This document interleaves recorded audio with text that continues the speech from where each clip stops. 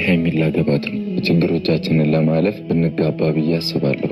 ቆይ ሀይሚ ምን አስበሽ ነው?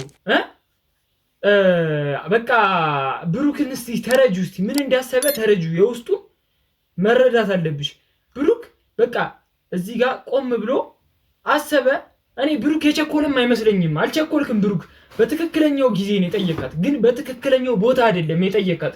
ጋሼና እሙሹ ወይ ደግሞ ይቅርታ ስማቸውን ትክክል ካልሆንኩ ትላልቅ ሰዎች ቢኖሩ ባይኔ ትልቅ ሰው ፊት ብትጠይቃት ሼም ይዟት እሺ ልትል ትችላለች። ግን አሁን ሀይሚ ይሄ አያሳፍርም ነው? 2-3 ዓመት አንድ ላይ ካሳለፋችሁ በኋላ ብዙ ዓመት ካሳለፋችሁ በኋላ ያለውን ንብረትና የሆነ ነገር አይተሽ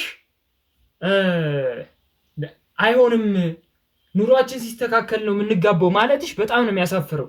ስንት ነገር ብሩክ አድርጎልሽ በስንት ነገር ሲደሰቱም እንደሰታለን፣ ሲጣሉም ሲያኮርፉም እናኮርፋለን አንድ ላይ አይደለ ቤተሰቦች?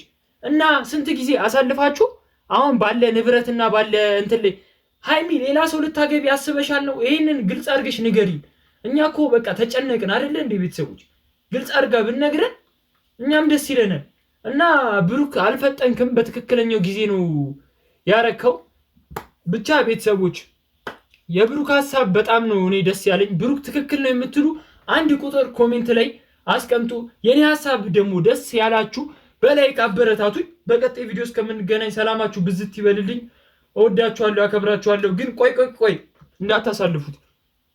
ብሩክ አልደግስም ያለበት ምክንያት ምን መሰላችሁ? እኔ ደሃ ነኝ፣ እኔ አሁን አቅሜ አይችልም። ትክክል እኮ ነው ያደረገው ብሩክ። በቃ አቅሜ አይችልም መለገስ አልቻልኩም እና በቃ ጊዜው ሲስተካከል ገብቷችኋል አይደለ? ጊዜው ሲስተካከል ገንዘብ ሳገኝ ምናምን እደግሳለን ያለው።